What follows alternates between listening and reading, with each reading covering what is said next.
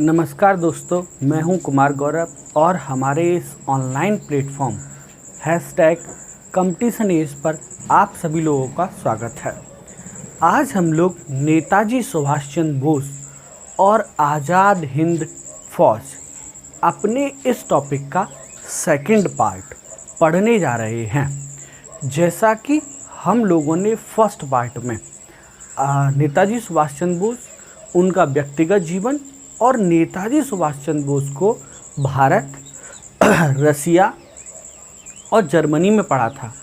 अब हम आगे की चीज़ देखते हैं, लेकिन उसे देखने से पहले मैं आपको थोड़ा सा समझाना चाहूँगा। प्लीज़ ज़रा देखिए। सबसे पहली चीज़ फर्स्ट ऑफ ऑल मैं आपको बताना चाहूँगा, क्या बेटा, हम सबको पता, हमसे लास्ट क्लास में हम लोगों ने पढ़ा था और ये आधुनिक भारत की लास्ट क्लास है। इसके बाद हम इंडियन कॉन्स्टिट्यूशन यानी भारत का संविधान और कल से ही स्टार्ट करेंगे। कल हम भारतीय संविधान में पहला टॉपिक संवैधानिक विकास, कॉन्स्टिट्यूशनल डेवलपमेंट, इसे पढ़ेंगे। चलिए आइए स्टार्ट करते हैं।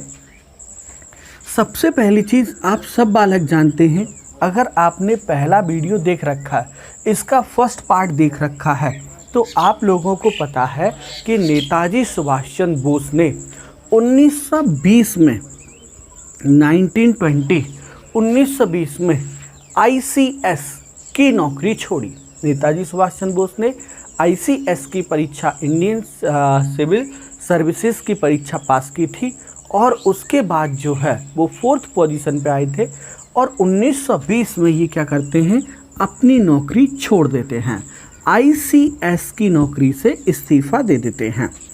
1921 में 1921 में नेताजी सुभाष चंद्र बोस क्या करते हैं, असहयोग जो इन्होंने महात्मा गांधी जी ने चला रखा था, असहयोग आंदोलन को ज्वाइन करते हैं। गांधी जी के असहयोग आंदोलन को ज्वाइन करते हैं। लेकिन आप सबको पता है, आप सब बच्चे जानते हैं कि 5 फरवरी 1922 को क्या हो जाती है, चोरा चोरी की घटना हो जाती है 5 फरवरी 1922 को। और जब 5 फरवरी 1922 को चोरा चोरी की घटना हो जाती है तो गांधी जी अपना असहयोग आंदोलन वापस ले लेते हैं। और जब गांधी जी अपना असहयोग आंदोलन वापस ले लेते हैं तो नेताजी सुभाष चंद्र बोस CR दास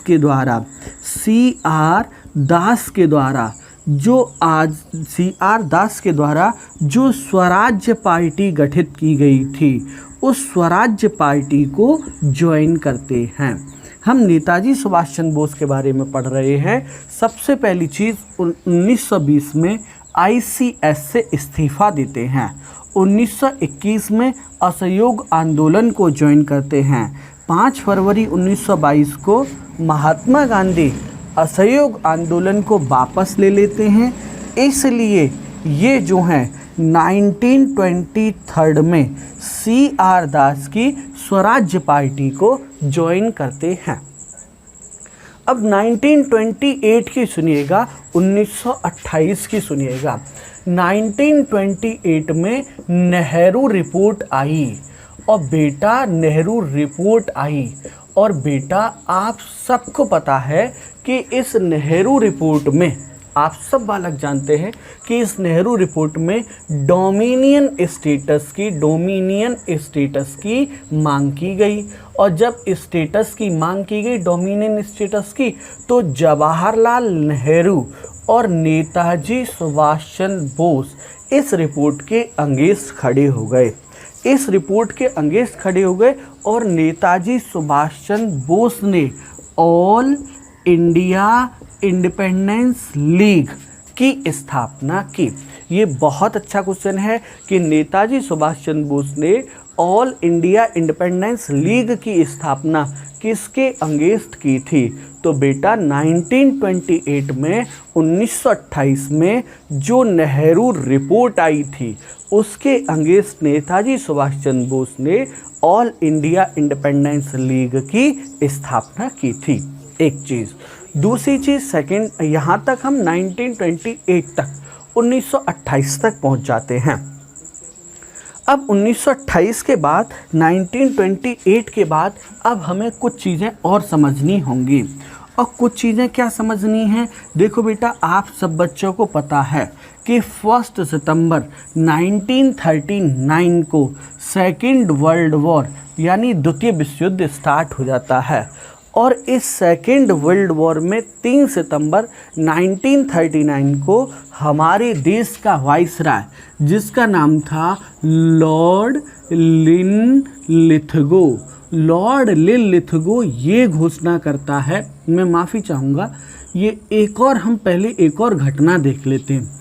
क्या घटना देख लेते हैं? 1938 आप सबको पता है 1938 का अधिवेशन हरिपुरा अहमदाबाद गुजरात में हुआ था। कांग्रेस का, दोबारा सुनिएगा, 1938 का अधिवेशन हरिपुरा गुजरात में हुआ। इस अधिवेशन के जो अध्यक्ष चुने गए थे वो थे नेताजी सुभाष चंद्र बोस। और नेताजी सुभाष चंद्र बोस का ये मानना था कि हमें गांधी जी की अहिंसा वाली नीति को छोड़ देना चाहिए। हमें क्या करना चाहिए? गांधी जी की जो अहिंसावादी नीति है उसे छोड़ करके हमें हिंसा का प्रयोग करना चाहिए। हमें अंग्रेज़ सरकार को अपनी ताकत दिखानी चाहिए। हमें अंग्रेज़ सरकार से स्ट्रांगली बात करनी चाहिए। अच्छा, एक चीज़। दूसरी तरफ गांधी क्या चाहते थे? अहिंसा चाहते थे। नेताजी क्या चाह रहे हैं? हिंसा चाह रहे हैं।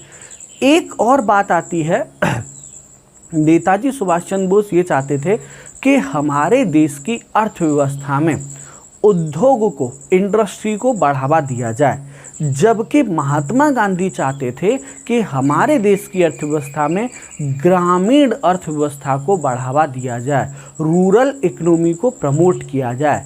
इसी बात पर दोनों की विचारधाराएं अलग अलग हो गईं। कब? जब 1938 का और कहाँ हरिपुरा अधिवेशन या हरिहरपुरा अधिवेशन अहमदाबाद गुजरात में हुआ। 1939 में बेटा हुआ क्या? गांधी जी बिल्कुल चाहते ही नहीं थे कि नेताजी सुभाष चंद्र बोस जो हैं वो कांग्रेस के अध्यक्ष बने 1939 में। लेकिन होता क्या है? इसके लिए इलेक्शन होता है, इसके लिए चुनाव होता है। 1939 का जो सेशन है वो हुआ था त्रिपुरी। और त्रिपुरी कहाँ है? जबलपुर में है। और जबलपुर कहाँ है? मध्य प्रदेश में है। 1939 का सेशन त्रिपुरी, जबलपुर, मध्य प्रदेश में हुआ था। और इसमें अध्यक्ष पद के लिए चुनाव हुआ। और इस अध्यक्ष पद के चुनाव में एक तरफ थे नेताजी सुभाष चंद्र बोस और दूसरी तरफ थे पट्टाभी सीतारमैया। ये जो पट्टाभी सीतारमैया हैं ये गांधी जी के सहयोगी थे, ये गांधी जी के प्रत्याशी थे। इन्हें गांधी ने चुनाव में खड़ा किया था और नेताजी सुभाष चंद्र बोस अपना अलग इलेक्शन लड़ रहे थे।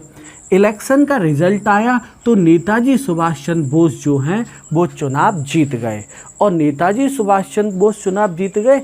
इस पर गांधी जी ने ये कहा कि ये पट्टाभी सीतारमैया की हार नहीं है, ये मेरी हार है, ये मेरी हार है। ये किसने कहा? गांधी जी ने। गांधी जी ने कहा ये मेरी हार है। चलिए खैर कोई बात नहीं है, जाने दीजिए। 1939 का त्रिपुरी जबलपुर मध्य प्रदेश अधिवेशन हुआ जिसमें नेताजी सुभाष चंद्र बोस को अध्यक्ष चुना गया और गांधी जी के जो प्रत्याशी थे पट्टाभी सीतारमैया वो हार गए। इस पर गांधी ने ये कहा कि ये मेरी हार है। बस इसीलिए नेताजी सुभाष चंद्र बोस क्या करते हैं? वो अपने पद से रिज़ाइन या इस्तीफ़ा दे देते हैं। नेताजी सुभाष चंद्र बोस वो रिज़ाइन कर देते हैं, इस्तीफ़ा दे देते हैं और इस्तीफ़ा दे करके अपने कलकत्ता आ जाते हैं।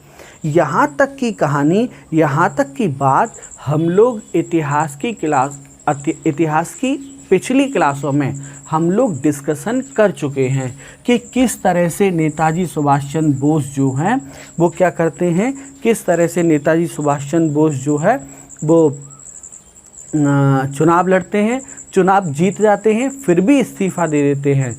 क्यों इस्तीफ़ा दे देते हैं? क्योंकि नेताजी सुभाष चंद्र बोस ने स्टेटमेंट दिया था कि यदि देश का सबसे महान व्यक्ति ही मेरे जीत जाने से नाराज़ है तो मैं अपने पद से इस्तीफ़ा दे देता हूँ, ऐसा उन्होंने जो है कहा। अच्छा, अब उसके बाद 1939 में सेकेंड वर्ल्ड वॉर, आप सब बालक जानते हैं कि 1 सितंबर 1939 से सेकेंड वर्ल्ड वॉर यानी द्वितीय विश्व युद्ध स्टार्ट हो जाता है।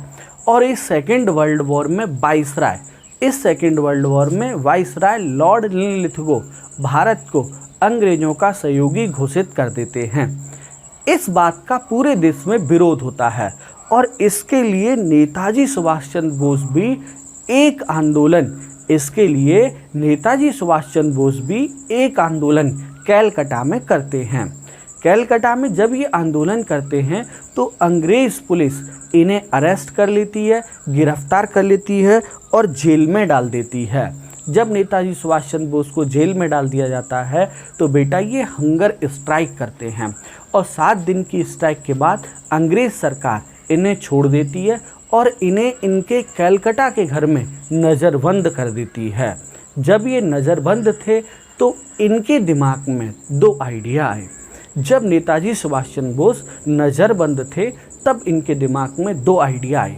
पहला आइडिया ये आया कि आज अंग्रेज़ सरकार ने मुझे छोड़ दिया है, लेकिन कल किसी न किसी कारण से दोबारा अंग्रेज़ सरकार मुझे जेल में डाल देगी और मरते दम तक मुझे जेल में रखेगी। पहला आइडिया ये था कि आज तो अंग्रेज़ सरकार ने मुझे छोड़ दिया है, लेकिन किसी न किसी कारण से अंग्रेज़ सरकार मुझे दोबारा से अरेस्ट कर लेगी।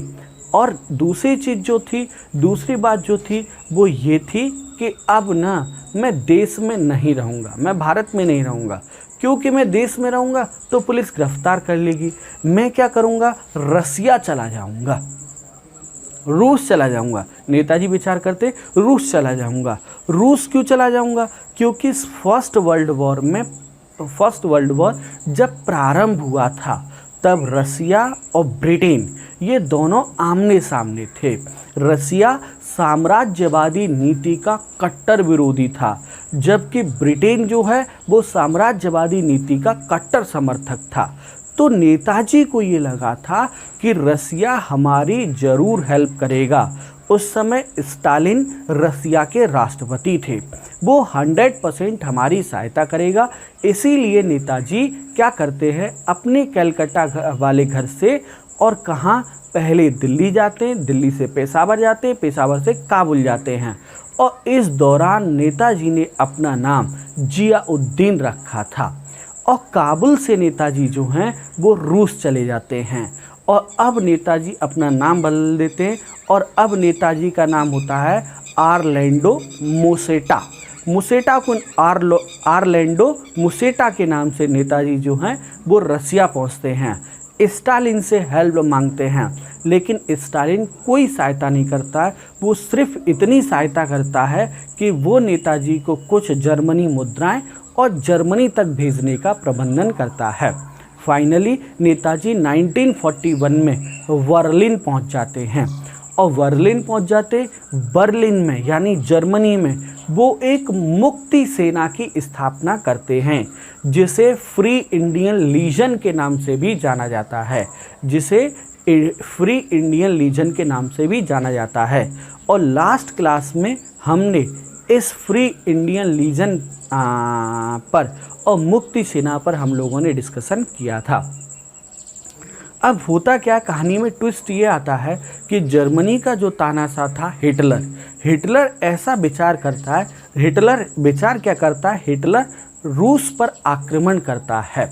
नेताजी के दिमाग में था कि हम जर्मनी में मुक्ति सेना बना रहे हैं, जर्मनी से हम रसिया जाएंगे और रसिया से इंडिया जाएंगे, लेकिन यदि जर्मनी रूस पर आक्रमण कर देता है तो बेटा ये जो है वो एक बड़ी घटना होती और रूस जो है कभी भी मुक्ति सेना को, जो नेताजी सुभाष चंद्र बोस ने जर्मनी में बनाई थी, उस मुक्ति सेना को कभी भी जो है वो रूस अपने यहाँ स्थान नहीं देता या अपने देश से भारत आने का रास्ता नहीं देता।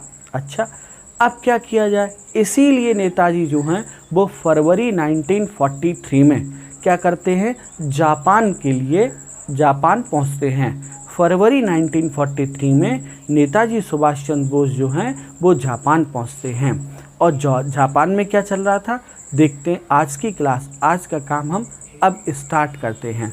ये मैंने आपको लास्ट क्लास का बताया कि लास्ट क्लास में हम लोगों ने कितना पढ़ा था और क्या पढ़ा था। अब आज का काम शुरू कर। हाँ, तो अब आइए आगे देखते हैं। क्या देखते हैं? फरवरी 1943 में नेताजी जापान आए या जापान पहुँचे। नेताजी सुभाष चंद्र बोस फरवरी 1943 में जापान पहुँचे। अब यहाँ जापान में क्या चल रहा था तो सुनिए ज़रा, इधर देखिए। देखो बेटा, फर्स्ट वर्ल्ड वॉर में आप सब समझते हैं कि एक तरफ था ब्रिटेन और दूसरी तरफ था जापान। ये कंसेप्ट बहुत अच्छे से समझना, ठीक है। ब्रिटेन के 4 एरिया थे, 4 क्षेत्र थे, जिनमें एक है सिंगापुर, दूसरा था हांगकांग, तीसरा था मलाया और चौथा था फिलीपींस।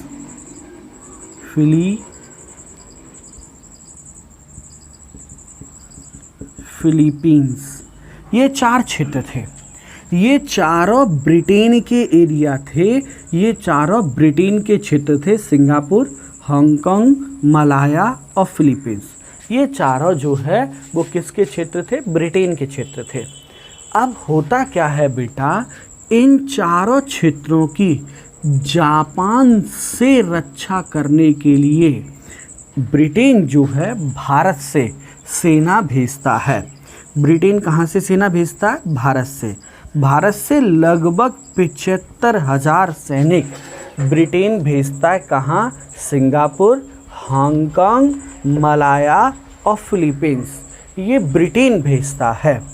और इनमें से मलाया जो सेना जाती है, मलाया मलेशिया कह सकते हैं आजकल हम, मलाया जो सेना जाती है, उस सेना का सेना नायक जो था वो था कैप्टन मोहन सिंह।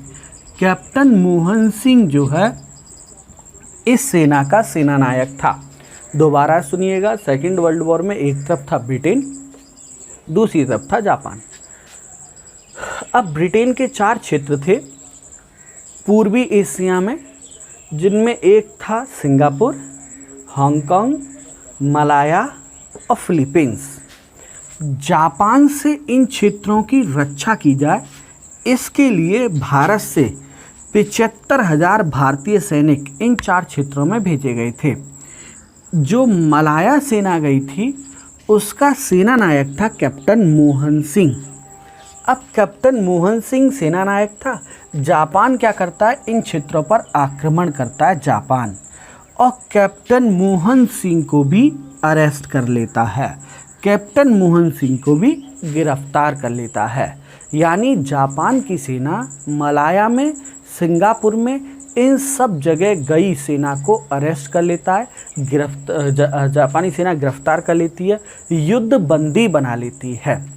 और आप सबको पता है कि बेटा लॉर्ड हार्डिंग जब दिल्ली का वायसराय था, जब दिल्ली दरबार हुआ था, तब लॉर्ड हार्डिंग पर रास बिहारी बोस, अमीनचंद, बलराज और हरबंस, इन लोगों ने बम फेंका था।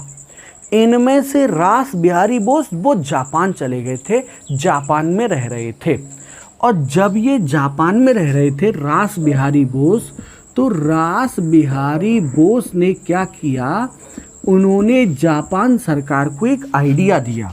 क्या आइडिया दिया कि ये जो आप युद्ध बंदी लेके आए, जो भारतीय सैनिक आप सिंगापुर से, हांगकांग से, मलाया से, फिलीपीन से यहाँ से अरेस्ट करके, यहाँ से गिरफ्तार करके जो सैनिक आप लेके आए हैं, उन्हीं सैनिकों की एक सेना बनाई जाए जिसका नाम होगा आज़ाद हिंद फौज, जिसका नाम होगा आज़ाद हिंद फौज। अच्छा, और इस आज़ाद हिंद फौज का जो सबसे बड़ा अधिकारी होगा, इस आज़ाद हिंद फौज का जो सेना नायक होगा, वो कौन होगा आपका?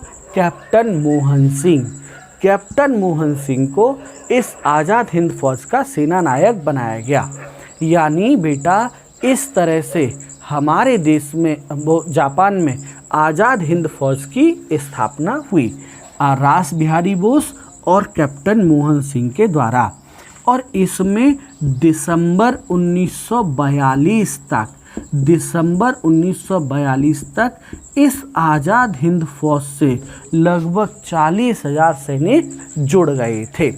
लेकिन होता क्या है, कैप्टन मोहन सिंह को ये लगता है कि जापान की सरकार, जापान की सेना सिर्फ उन्हें इस्तेमाल कर रही है। कैप्टन मोहन सिंह को ये लगता है कि ऐसा न हो कि हम अपना देश अंग्रेज़ों से तो आज़ाद करा लें, लेकिन जापान की सेना कहीं हमारे देश पर कब्जा न कर ले। कैप्टन मोहन सिंह ये चाहते थे कि भैया आज़ाद हिंद फौज में 2 लाख सैनिक होंगे और ये 2 लाख सैनिक भारत जाएंगे और भारत को आज़ाद कराएंगे। ये 2 लाख सैनिक भारत जाएंगे और भारत को आज़ाद कराएंगे। जबकि जापानी सेना क्या क्या चाहती थी?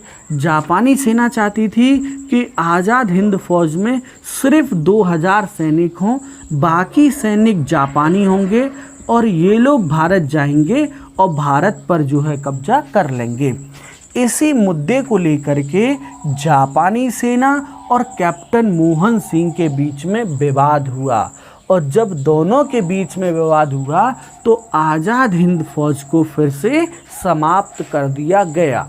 ये दिसंबर 1942 तक की बात है, जब सिंगापुर, हांगकांग, मलाया, फिलीपीन से गिरफ्तार किए गए भारतीय सैनिकों की मिला करके आज़ाद हिंद फौज बनाई गई थी। कैप्टन मोहन सिंह को इसका सेना नायक बनाया गया था और बाद में जापानी सेना और कैप्टन मोहन सिंह के बीच में जब कुछ डिस्प्यूट हुआ तो इसे भंग कर दिया गया। अच्छा, अब ये भंग हो गई और फरवरी 1943 में नेताजी सुभाष चंद्र बोस जापान पहुंच जाते हैं। और जब नेताजी जापान पहुंचे तो एक बार फिर से आज़ाद हिंद फौज बनाए जाने की प्रक्रिया प्रारंभ हो जाती है। नेताजी सुभाष चंद्र बोस जो हैं वो जापान सरकार से मिलते हैं और जापान सरकार उन्हें हर संभव सहायता देने की क्या करती है? घोषणा करती है या वादा करती है कि हम आपको हर संभव क्या करेंगे? सहयोग करेंगे। अच्छा, अब इसके बाद क्या होता है? फरवरी 1943 में नेताजी जापान पहुंचते हैं और जापान सरकार उन्हें भरोसा देती है। और जुलाई 1943 में नेताजी सिंगापुर पहुंचे, जहां रास बिहारी बोस ने नेताजी की सहायता की, या रास बिहारी बोस नेताजी सुभाष चंद्र बोस से मिले। और यहीं पर एक बार फिर से यानी दोबारा से आज़ाद हिंद फौज का गठन किया गया। और आज़ाद हिंद फौज का गठन किया गया, इसके साथ साथ बेटा एक काम और हुआ, और वो क्या था? वो था आज़ाद हिंद सरकार का गठन। आज़ाद हिंद सरकार का गठन किया गया। आज़ाद हिंद सरकार में नेताजी सुभाष चंद्र बोस जो हैं, नेताजी सुभाष चंद्र बोस जो हैं वो क्या हुए? इस जो आज़ाद हिंद फौज के, आज़ाद हिंद सरकार के क्या बने? अध्यक्ष बने, या कह सकते हैं प्रधानमंत्री बने। दोबारा से सुनो, फरवरी 1943 में नेताजी जापान आए, जापान की सरकार से मिलते हैं और जापान की सरकार से आशा करते हैं या कहते हैं कि आप हमारी सहायता करें, और जापान सरकार पूरा सहयोग का आश्वासन देती है।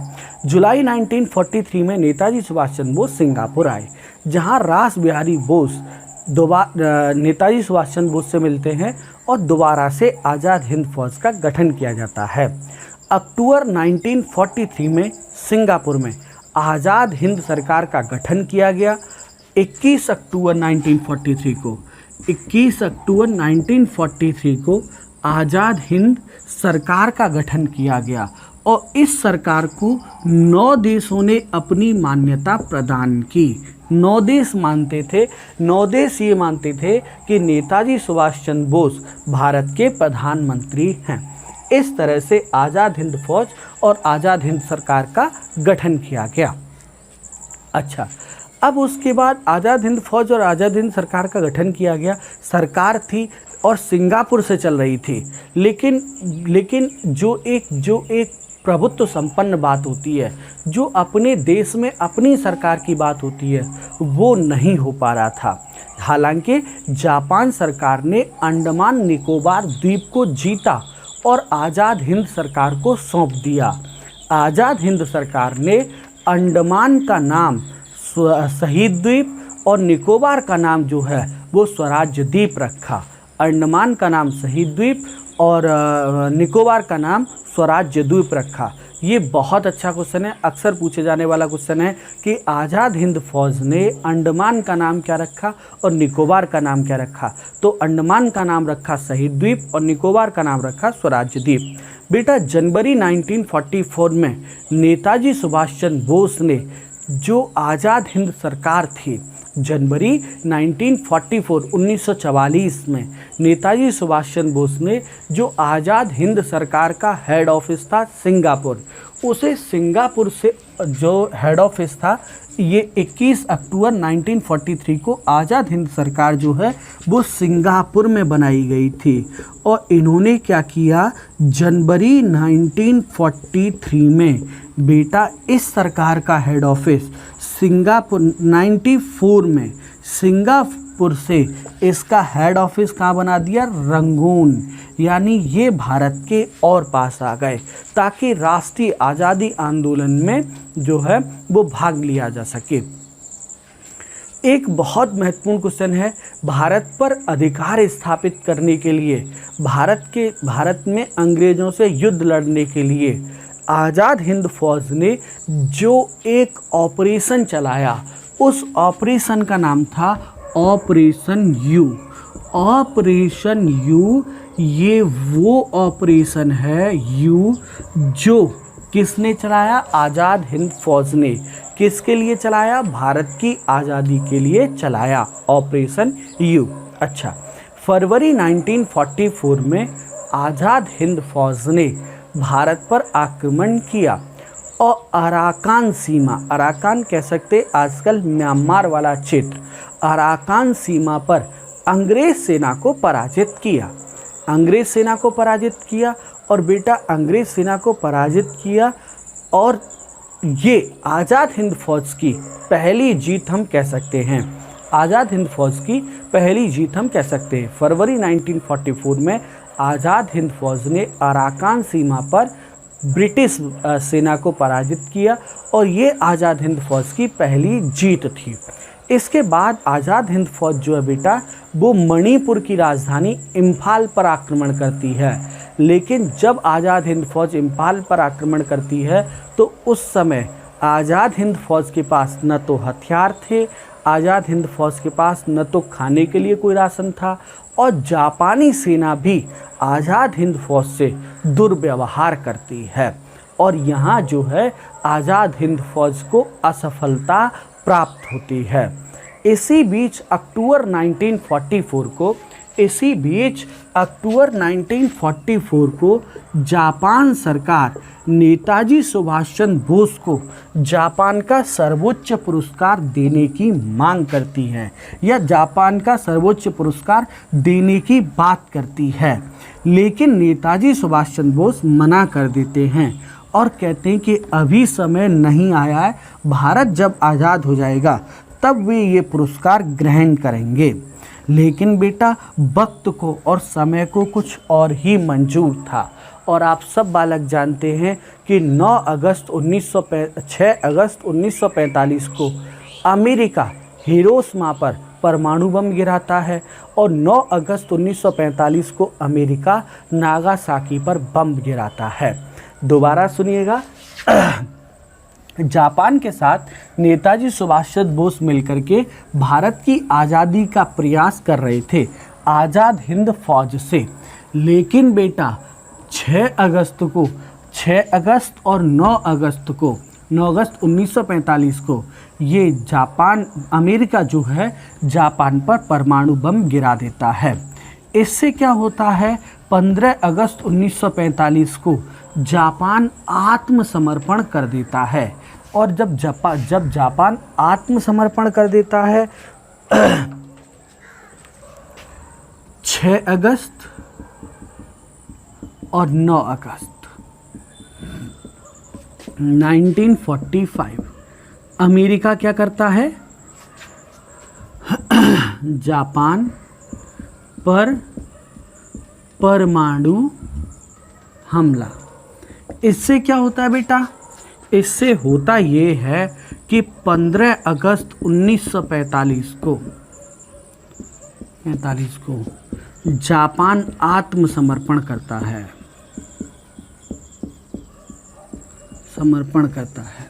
और जापान आत्मसमर्पण कर देता है। और उसके बाद 18 अगस्त 1945 को खबर आती है कि ताइवान के पास कहीं कोई प्लेन क्रैश हो जाता है, जिसमें नेताजी सुभाष चंद्र बोस की मृत्यु हो जाती है। और इस तरह से आज़ाद हिंद फौज और नेताजी सुभाष चंद्र बोस का जो सपना था वो टूट जाता है। हालांकि मैं आपको बताऊं, आज़ाद हिंद फौज में महिला ब्रिगेड बनाई गई थी। दुनिया में पहली बार ऐसा हुआ था जब महिलाओं के लिए अलग ब्रिगेड बनाई गई थी, जिसकी सेना नायक जो थी वो थी कैप्टन लक्ष्मी स्वामीनाथन। जिसकी पहली सेना नायक जो थी वो थी कैप्टन लक्ष्मी स्वामीनाथन। आज़ाद हिंद फौज में 4 ब्रिगेड भी बनाई गई थी, गांधी ब्रिगेड, आज़ाद ब्रिगेड, नेहरू ब्रिगेड। और इसके साथ ही नेताजी सुभाष चंद्र बोस ने दिल्ली चलो, तुम मुझे खून दो, मैं तुम्हें आज़ादी दूंगा, ऐसे नारे भी लगाए गए थे। हालांकि एक और बात बता दूं, अगस्त में नेताजी की डेथ हो जाती है।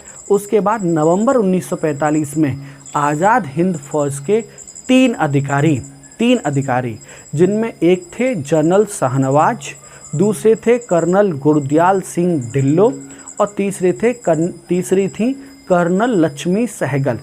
इन तीनों पर केस चलाया गया, क्योंकि ये पहले अंग्रेज सेना में अधिकारी थे, बाद में जाके ये जापान के साथ मिल गए, तो इन तीनों लोगों पर केस चलाया गया। इनका केस लाल किले में लड़ा गया और लाल किले में भूलाभाई देसाई, तेज बहादुर सप्रू, अरुणा आसफ अली, जवाहरलाल नेहरू, इन तीनों लोगों ने, इन सारे वकीलों ने इनका केस लड़ा।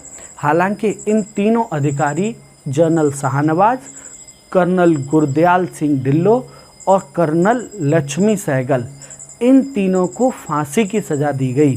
लेकिन बाद में वाइसराय बीबल ने अपने अधिकारों का प्रयोग करते हुए इन तीनों की फांसी की सज़ा को माफ़ कर दिया था। इसके साथ ही हमारा आधुनिक भारत, आज़ाद हिंद फौज, ये टॉपिक पूरा हो गया। मैंने आधुनिक भारत एक टॉपिक कंप्लीटली कराया है और पूरा का पूरा यूट्यूब पर कंपटीशन एज पर पूरा आधुनिक भारत मुफ्त में पड़ा हुआ है। आप इसे देखें, पढ़ें, नोट्स बनाएं। ये अगर आप इस पर एक शानदार सा नोट्स बनाते हैं तो आपको किसी भी परीक्षा के लिए कहीं और जगह से पढ़ने की ज़रूरत नहीं पड़ेगी। इसके साथ ही आज की क्लास यहीं समाप्त करते हैं। कल से कॉन्स्टिट्यूशन यानी संविधान स्टार्ट करेंगे। Thank you so much.